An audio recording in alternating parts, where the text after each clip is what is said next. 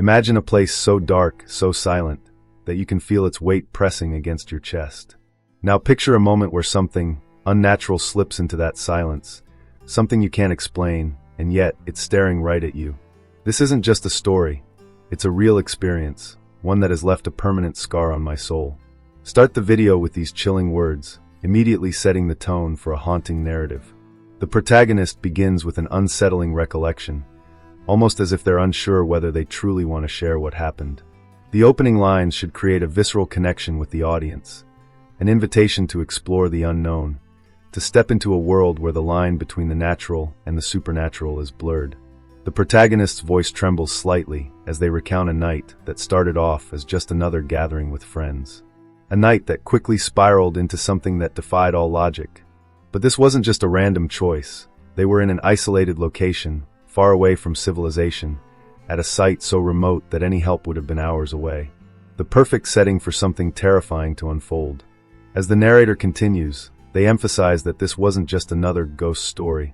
No, what happened to them was something far darker, far more sinister, something that doesn't just haunt the place, but haunts you. This isn't fiction. It's a tale rooted in terrifying reality. Their fear isn't exaggerated, it's raw and real, just like the terror that gripped them that night. Introduce the scenario. A group of friends, after traveling miles into the wilderness, decide to venture into the depths of the night. One friend, skeptical but curious, brings along their girlfriend, and what begins as a typical evening quickly takes a dark turn. They decide to try something strange, something out of the ordinary, a séance to summon spirits, just to prove or disprove what the protagonist believes. A choice that will lead to consequences beyond their understanding. Before the ritual begins, the protagonist tries to warn them, his voice filled with unease. "I've read books on this stuff, but I don't practice it. This isn't a game," he tells them. Yet the others, unbothered by his warnings, insist on proceeding, mocking the notion that anything could go wrong. "What's the worst that could happen?" one of them says, dismissing the warning as nothing more than superstition. As the group gathers around a table in the darkened house, candles flickering, the protagonist's unease grows. The firelight casts ominous shadows across the walls, each one seeming to stretch and distort as if the very air is alive. The protagonist stays at a distance, watching nervously, but something inside him feels wrong, like a whisper just beyond hearing, telling him that this isn't just foolish fun, it's dangerous. The temperature in the room drops, and the shadows grow thicker, darker. Something is already beginning to stir, something that the group doesn't even realize is waiting for them. At this point, the protagonist's voice quivers, and the camera pans to the darkness outside, where only the faintest glimmer of moonlight filters through the windows, creating an almost suffocating atmosphere. The night seems to stretch endlessly, as if time itself is holding its breath. He warns them again, urging them to stop, but it's too late. The moment the candle is lit and the first words of the ritual are spoken, something shifts in the air, a change so subtle, yet so profound, that it sets everything in motion. The introduction should end with a heavy silence, as the protagonist begins to recount the terror that followed. His heart races again as he remembers the moment the atmosphere thickened, as if the walls themselves were closing in on them. The audience is left with a deep sense of unease, a feeling that something terrible is on the verge of happening. And it has already begun. Just know this, what I saw that night, I wouldn't wish it on anyone. Not on my worst enemy. And with those words, the chilling tale begins. The viewer is left in suspense, wondering what horrors are about to unfold. The house stood alone, far from the closest village, its silhouette barely visible against the thick veil of night that swallowed the land around it. An old, forgotten place, untouched by time. The walls creaked with the wind, and the windows, long since cracked and fogged with age, reflected nothing but darkness. The kind of place you wouldn't want to be caught in after sunset, yet here they were, deep in the heart of the night, surrounded by miles of nothingness. There was something unnerving about this house, a weight in the air that couldn't be explained. Its once proud, sturdy exterior now sagged under years of neglect. The paint on the walls had peeled away in large patches, revealing the bare wood beneath, twisted and warped by the years of exposure to the elements. The roof sagged in places, as if the house itself was slowly collapsing in on itself, giving in to its age and the darkness that surrounded it. Inside, the air felt thick, almost heavy. A stale, damp smell hung in every room, an odor of long-forgotten places. The floors, once sturdy, now groaned with every step, as if the house itself was alive, reacting to the weight of the living. The walls, lined with old wallpaper that had long lost its color, seemed to absorb the faintest sounds, making the silence even more profound. It wasn't just the absence of sound, it was the kind of silence that made you feel as if the house was holding its breath, waiting. The protagonist looked around, uneasy. The small group had arrived just before sunset, their nerves only mildly affected by the isolation. But as darkness crept across the land, that sense of calm gave way to something far more sinister. The long corridor stretched ahead of them, the only light coming from the flickering candle on the table in the center of the room. Shadows twisted unnaturally on the walls, stretching and shrinking in a grotesque dance, as if the very darkness around them was alive. The windows, once clear, now seemed like mirrors, reflecting only the inside of the house. No stars, no moonlight, just more darkness. It was then that the cold set in. The temperature dropped so suddenly, it was as though the warmth of the house itself had been sucked out by some unseen force. The air felt biting, cruel, crawling across the skin like the touch of 1,000 icy fingers. It wasn't a chill from the outside, but something internal, something wrong. The protagonist pulled his jacket tighter, trying to ignore the shiver running up his spine, but the sensation wouldn't go away. The darkness seemed to thicken, as if the house was swallowing the light. Outside, there was nothing but endless blackness, a deep void that stretched for miles in every direction. The only sound was the rustling of the wind, faintly howling through the trees surrounding the property. And as the group settled into their places, the unease grew. It wasn't just the setting, the isolation, the eerie silence, and the cold. There was something about this house, something that watched, something that had been waiting for them to arrive. The protagonist moved to sit further away from the group. The candlelight barely illuminated the corners of the room, casting long, twisting shadows that seemed to move of their own accord. There was no reason to feel this way, no reason to feel like something was wrong, but he couldn't shake the feeling. It was as if the house itself was aware of their presence, like something was lurking in the walls, in the shadows, waiting to see what they would do next. Every creak of the floorboards sent a shiver through him. Every rustle of wind against the windows made his pulse quicken. He wasn't alone. He could feel it now, a presence, something just beyond the corner of his vision. Every time he turned his head, the shadows seemed to grow darker, thicker. The house was too quiet, too still, too alive. This wasn't just a house. It was a tomb, one that had been waiting for them to open its doors. And as the candle flickered once more, casting brief shadows across the room, the protagonist understood. The house wasn't abandoned. It wasn't empty. It was alive, and it was already watching them.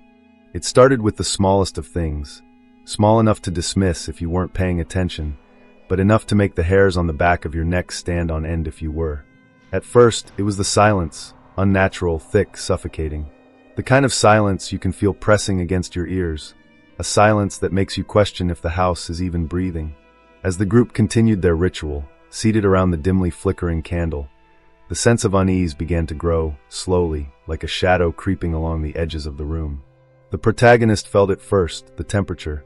It was subtle at first, a cold draft that shouldn't have been there, winding its way up his spine. The air itself seemed to freeze, not from the outside, but from within the house itself. He glanced over at the others. None of them seemed to notice, too engrossed in their chants and questions. But the cold wasn't natural. It wasn't the kind of chill you'd get from an open window or a gust of wind. It was something else, something ancient and deep.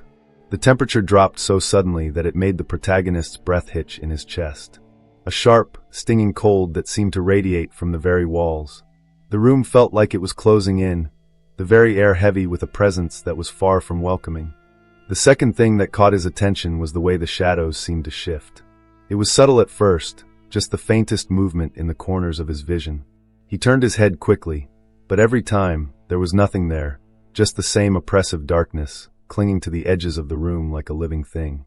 But when he looked back at the table, the shadows around the group seemed to stretch longer, as if they were reaching toward them.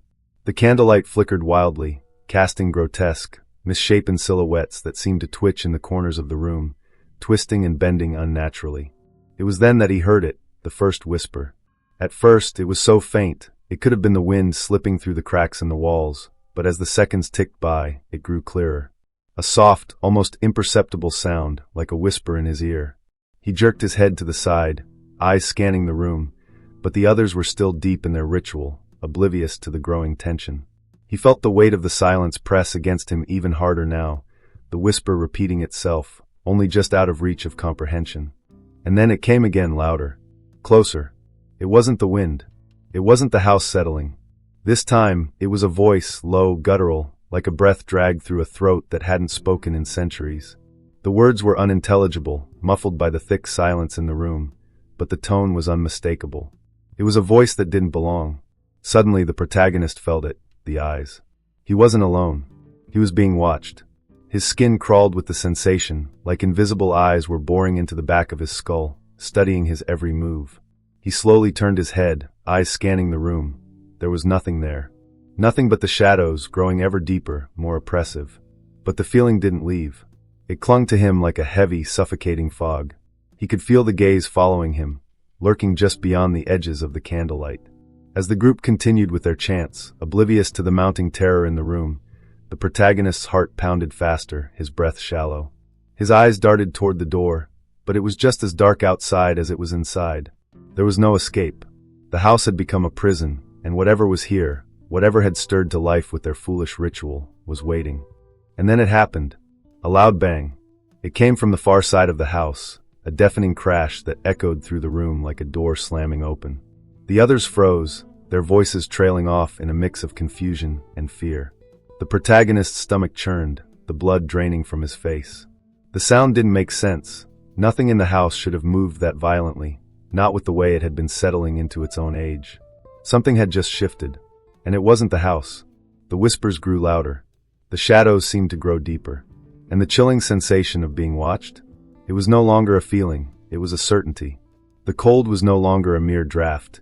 It felt like ice was crawling across the room, a presence so tangible that it seemed to press against his skin. The protagonist's heart raced in his chest, and his instincts screamed at him to leave.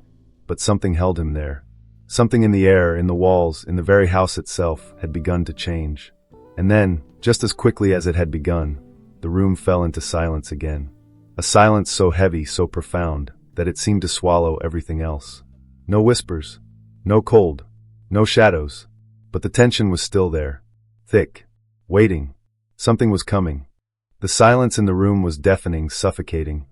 Every breath the protagonist took felt like it was being dragged from deep within his chest, fighting against the weight of the tension that hung thick in the air. The flickering candlelight cast long, erratic shadows on the walls, each one stretching and recoiling like something alive, something that could reach out and grab him if he wasn't careful.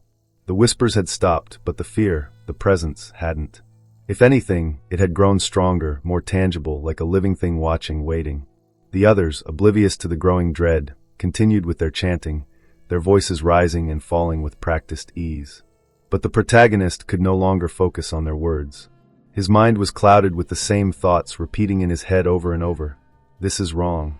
This is too much. We shouldn't be here. Every instinct screamed at him to leave, to get up, to run, to grab his friends and drag them out of the house before it was too late. But something held him in place, something more primal than fear. He couldn't shake the feeling that if he left now, he might never make it out. It was as though the house itself was pushing against him, urging him to stay. The longer he remained in this cursed space, the more he felt the grip of the darkness tightening around him. As the seconds stretched into what felt like hours, the tension grew unbearable. The protagonist could feel his heart thundering in his chest, his skin prickling with the sensation of being watched, no, studied. Something was paying close attention to him, and whatever it wasn't just a ghostly presence. It felt alive. The cold that had crept into the room earlier now seemed to seep into his bones, dragging him deeper into an abyss of dread. He looked at the others, at his friends, who were still holding hands, eyes closed, their minds lost in the ritual. His breath came faster as the feeling of being trapped, of being surrounded, intensified. He felt like the walls were closing in on him. His vision blurred at the edges, like something was sucking the light from the room, turning everything into an impenetrable shadow. The hairs on his neck stood on end, and he turned, his eyes scanning the room in desperate search of an escape route, anything. But there was no escape. The door, the windows, even the floor beneath him felt as though they were all locked in place, just as frozen and immovable as the silence that had descended upon them. That was when he heard it again. A voice. This time, it wasn't a whisper. It wasn't a murmur. It was a low, guttural growl that reverberated through the walls, shaking the very foundation of the house. It was so close now, so close he could almost feel the breath on the back of his neck. His body froze in place, paralyzed by terror, his eyes wide with fear. The voice was clear now, unmistakable. "Get out." It was the first time the entity had spoken directly to him, and the words felt like a physical blow. The terror that gripped him was indescribable, not just from the words, but from the undeniable certainty that whatever was here, whatever was speaking to him, knew him. It knew he was the one who had doubted, the one who had tried to warn them. It knew his fear, and it was playing with him. His legs were trembling, his body screaming for him to run, but his feet remained rooted to the ground. His mind raced. What should he do? The others, still oblivious, sat there, their hands gripping each other, their faces serene in the flickering candlelight. Could he leave them behind? He glanced at the door again, and escape. But the thought of running, leaving them there, trapped in the grip of whatever force was watching them, twisted his gut with guilt. If he left, would they be safe? Or would they suffer for his cowardice? Should I warn them? Should I make them stop? The decision burned in his mind, each option seeming worse than the last. What if this was just the beginning? What if leaving now would only make things worse, trigger something worse than he could imagine? His pulse quickened. The very air seemed to vibrate with malevolent energy. He knew whatever force was here, whatever had been summoned, wasn't just interested in playing games. It wanted something. And as he stared at his friends, still chanting, still unaware of the danger closing in around them, he realized something terrifying. He had to make a choice. Stay, and face whatever was coming, or run, and risk leaving his friends to face it alone. His breath hitched. The shadows in the room deepened, stretching unnaturally toward him, like the very darkness was calling him forward, beckoning him into its depths. The cold wrapped around him tighter, as though the house itself was alive and pulling him in. And then, in that moment, the protagonist knew there was no easy way out. The decision he made would change everything, whether he ran or stayed. Whatever was waiting for him in the shadows wasn't going to let him go without a fight. And as the clock ticked down and the candle flickered out, the true horror of the situation set in. No one gets out of this place unchanged. The room seemed to hold its breath as the protagonist sat frozen, the weight of fear pushing him deeper into the chair. The shadows that had been twisting in the corners of his vision now seemed to converge, gathering like an impending storm. It wasn't just the flickering candlelight anymore. It was something far worse, something ancient and alive. The temperature dropped again, sending a sharp, bone-rattling chill coursing through him. He could feel it, creeping under his skin, making his teeth ache from the cold. He rubbed his arms, trying to dispel the sensation, but it lingered, tightening its grip. The whispers had stopped, replaced by the unmistakable sound of movement. Slow, deliberate steps, dragging along the wooden floorboards behind him. The air felt dense now, as if it had thickened, pressing down on him with an unseen weight. His body was stiff with fear, his hands clammy, and his heart pounded loudly in his chest. Don't turn around. Don't look. But the urge to see, to know, overwhelmed him. His head whipped around, his eyes desperately searching the room for the source of the sound. His mind screamed at him to run, to flee the house, but his legs were paralyzed, locked in place by a force stronger than his own will. And then in the corner of his eye he saw it. A shadow. Not just any shadow, but a shape, a figure. It was tall, unnaturally tall, standing in the doorway just beyond the flickering light. Its edges were blurred, as if it didn't belong in the world of the living, as if it was a stain on the very fabric of reality itself. The candlelight caught the figure in a fleeting moment, casting an eerie outline of something that seemed both human and monstrous, twisted in ways that defied reason. And then it moved. The figure didn't walk, it glided, as though it were floating just above the ground, its movements fluid and unnatural. It advanced toward him, slow and deliberate, its presence filling the room with a sense of absolute malice. The protagonist could feel the air grow heavier with every step it took, the silence amplifying the sound of his own heartbeat. His breath caught in his throat as the figure drew closer, its shape becoming clearer with each passing second. It was an impossible shape, humanoid, but elongated, with limbs that stretched too far, with a face that was obscured by a darkness that seemed to absorb all light around it. The figure came closer still, until the protagonist could feel the cold seeping into his very bones. His entire body trembled, every instinct screaming at him to run, but he couldn't move. The room seemed to warp around him, the walls narrowing, the air thickening. He could hear his friends, still sitting at the table, chanting, unaware of the terror that was unfolding right behind them. The figure reached out a hand, a skeletal, claw-like appendage that hovered just inches from his face. The air around it shimmered, as if reality itself was bending at its touch. The protagonist felt a surge of panic, a primal, animalistic fear that gripped him so tightly he thought he might suffocate. He wanted to scream, but his voice caught in his throat, unable to break free. His body refused to obey him, frozen in place as if held by an invisible force. And then the whisper returned, closer this time, right next to his ear. The words were unintelligible, a guttural language that sent shivers down his spine, but there was one clear thing that he understood. This was not a spirit. It was something far worse. The air shifted again, and he felt the presence behind him pressing against him, closing in on him from all sides. The shadowy figure leaned closer, its face now inches from his own. He could feel its breath, a cold, deathly exhalation that made his skin crawl. It was a feeling like no other, like his very soul was being pulled toward it, drawn into the abyss where there was no escape. In a desperate, panicked moment, the protagonist managed to break free from his paralysis, his legs stumbling beneath him as he shot up from the chair. But before he could move, the figure's hand shot out, grasping his wrist with an unnatural force that sent a shockwave of ice through his entire body. The grip tightened, and his world spun, the air thickening, the shadows closing in around him. He struggled to free himself, but the more he fought, the stronger the grip became. It wasn't just holding him, it was feeding off his fear.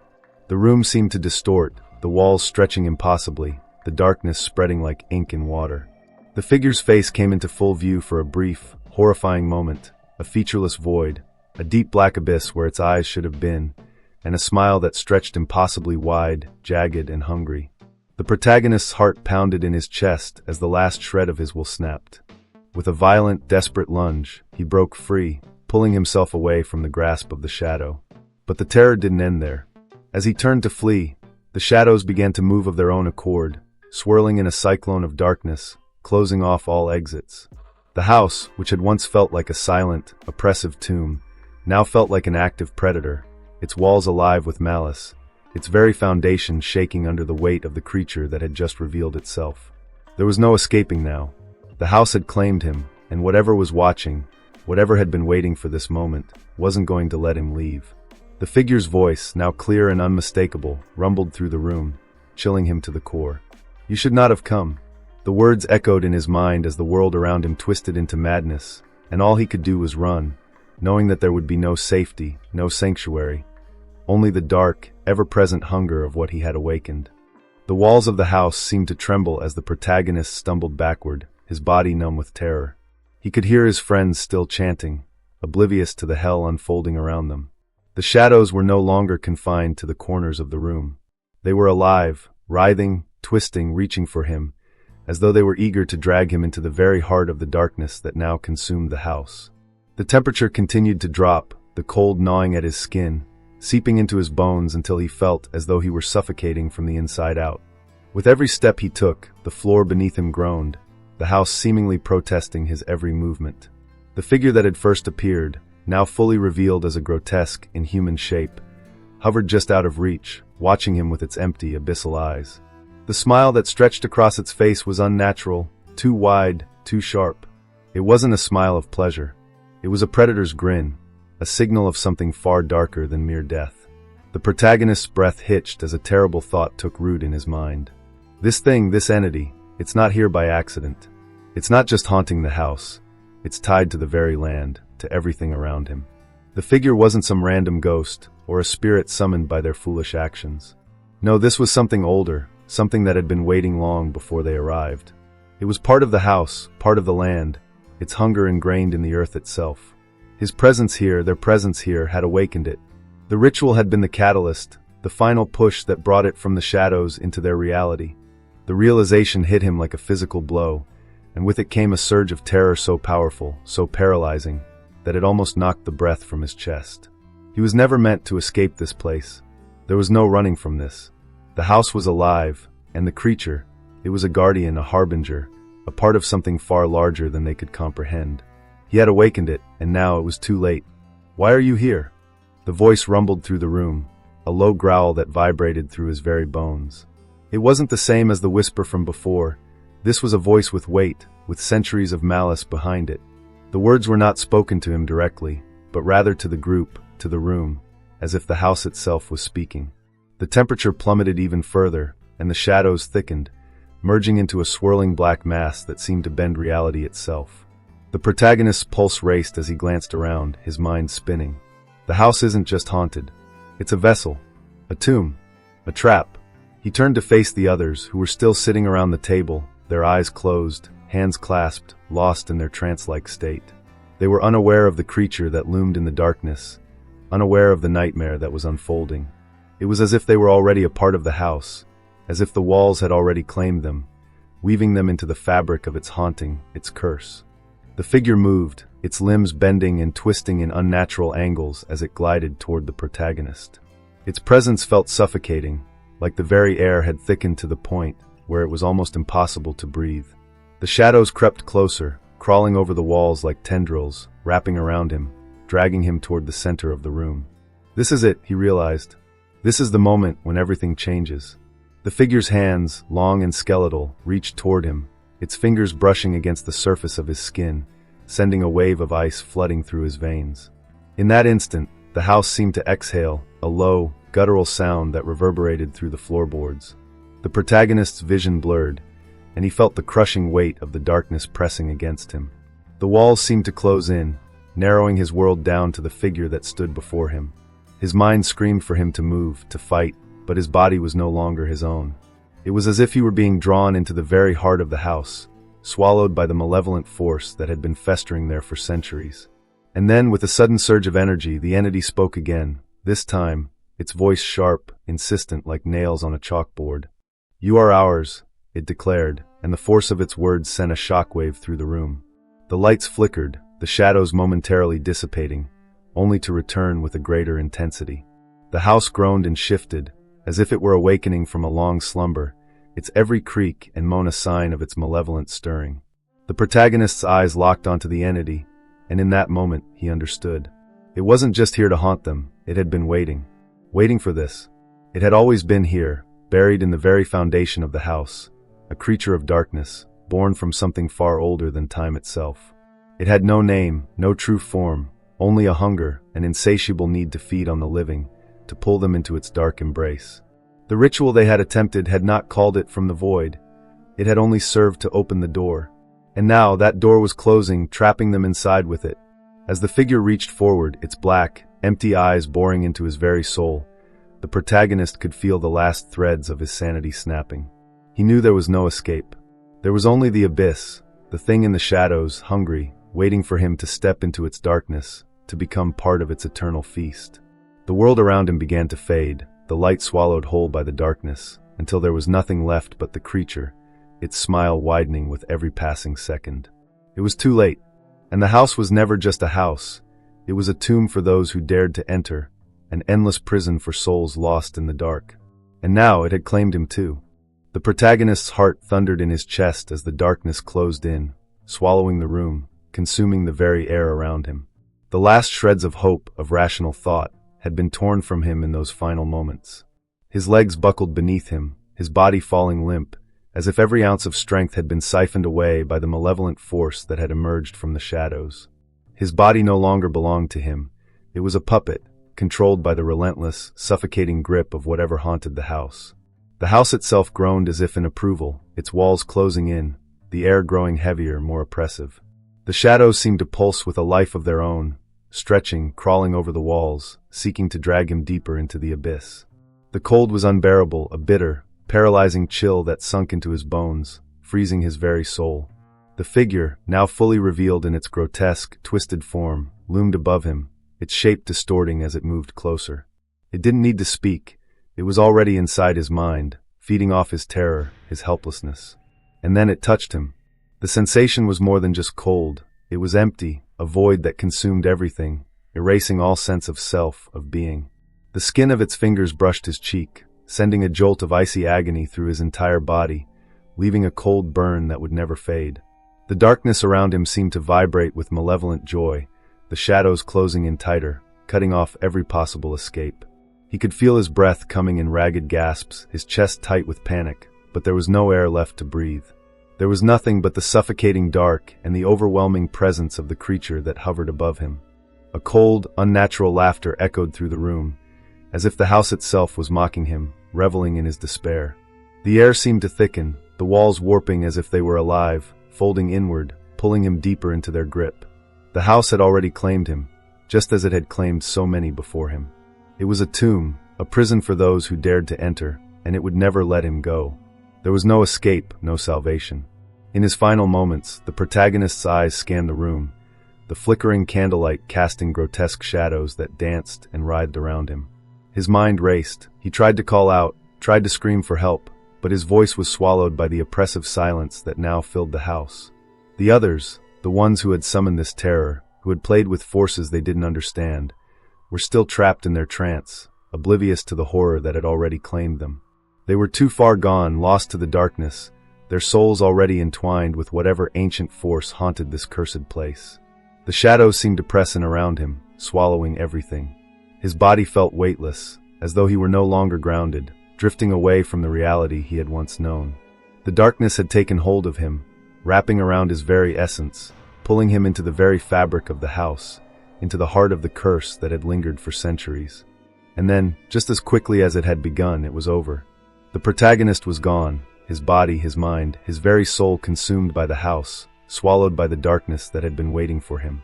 He was no longer a part of the world of the living, but neither was he truly dead.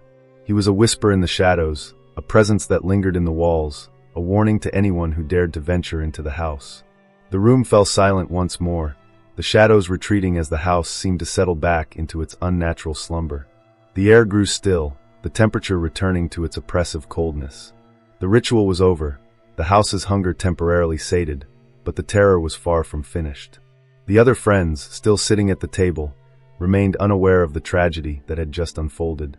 They were trapped in their own minds, lost to the curse of the house, and they would remain there, just as the others had, forever a part of its darkness. Outside, the night stretched on, the distant howl of the wind barely audible above the stillness that had taken over the house. The door was open now, waiting for the next unwitting soul to cross its threshold, to become part of the house's eternal hunger. For as long as the house stood, it would continue to claim those who dared to disturb its slumber, feeding off their fear, their confusion, until there was nothing left of them but a shadow in the dark. The protagonist was gone, but the house remained. The terror, the fear, it would never end. It would wait, silently, patiently, for the next to arrive. The cycle would continue, as it always had, and the shadows would continue to whisper, always waiting, always hungry, for the next to step into the darkness. Days passed since that horrifying night, but the protagonist's mind never truly escaped the house. No matter how far he ran, how many miles he put between himself and the cursed place, the darkness followed. It wasn't just in his dreams, it was in his waking hours, creeping into every corner of his life, leaving him a shell of the person he once was. The shadows were never far behind. He could feel them lingering, watching, always there, just out of sight. It was as if the house had marked him, carved its presence into his very soul, and now it would never let him go. He tried to tell himself it was just his imagination, that the horrors he had witnessed were a product of fear, of the trauma he had suffered. But deep down he knew better. The house wasn't just a place. It was a presence, an entity that had woven itself into the fabric of his life. It had claimed him, branded him, and now it was part of him, an indelible mark that no amount of distance could erase. The protagonist woke each night in cold sweats, his body trembling with the remnants of terror. His eyes snapped open to the same suffocating darkness that had enveloped him in the house, the same darkness that had reached out and touched him, pulling him into its depths. Every creak of the floorboards, every flicker of light, every cold draft, it was the same. The house never left him. It had followed him into the world beyond its walls, stretching its tendrils into every moment, every place he went. It was always there, waiting, watching. In the mirror, his reflection seemed wrong. His eyes, once full of life, now appeared empty, hollow, as though something had been ripped away from him. He didn't recognize himself anymore, didn't recognize the man who looked back at him from the glass. Something had changed in him, something irreparable. It wasn't just the physical scars, there was something deeper, something that ran through his very veins. The darkness had infected him, and there was no escaping it. But it wasn't just the memories that haunted him. No, something worse was beginning to stir. He could hear it, soft, almost imperceptible, a faint whisper just beyond the threshold of his hearing. It wasn't a voice. It was something far older, far more primal. It was the sound of waiting, of something that had been lingering in the corners of his mind, something that had followed him from the house, from the darkness. It was patient, relentless, like a tide that never receded, always pushing, always reaching. The shadows had become his constant companions, lurking in every corner, every crack, every crevice. At first, they were just peripheral, something that could be dismissed with a shake of the head. But now they were tangible, real. He could feel them pressing in on him, wrapping around him like cold, invisible chains. They followed him wherever he went, into the streets, into his home, into his very thoughts. No matter where he went, no matter how far he tried to run, they were always there, just at the edges of his vision, waiting. He knew the truth now. The house hadn't just claimed his body, it had claimed his mind. It had taken root in his very being, altering his reality, distorting everything he once knew. It had drawn him into its web, and now he was a part of it. There was no escaping the darkness. It was in him, around him, and it would never let him go. In the dead of night, when the world around him was silent and still, he could hear it, the soft whispers, the rustling of the shadows that danced just beyond the edges of the room. It was as if the house itself was still speaking to him, calling him back, inviting him to return. He could hear the voices of those who had come before him, their souls trapped in the same prison, their minds lost to the same curse. They were all still there, in the walls, in the floors, in the very foundation of the house. And then came the realization, he was never meant to leave. The house didn't just trap its victims, it claimed them body and soul. He wasn't just a survivor of a horrific encounter. He was a part of it now, forever bound to the curse that had cursed the house for generations. The darkness would always be with him, as it had always been with them.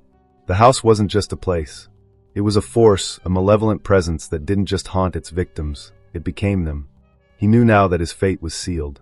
There would be no salvation, no redemption. The house had already claimed him, and no matter how far he ran, no matter how hard he fought, it would always be there. Waiting, watching, and in the end, he would return, just as all those who came before him had. The house would call him back, and there would be no escape. As the night grew darker, the whispers grew louder, and the shadows crept closer. The protagonist sank into the darkness, no longer fighting it, no longer running. He was no longer the man he had been. He was part of the house now, part of the curse. And the house, with its ever-hungry darkness, would never let him go.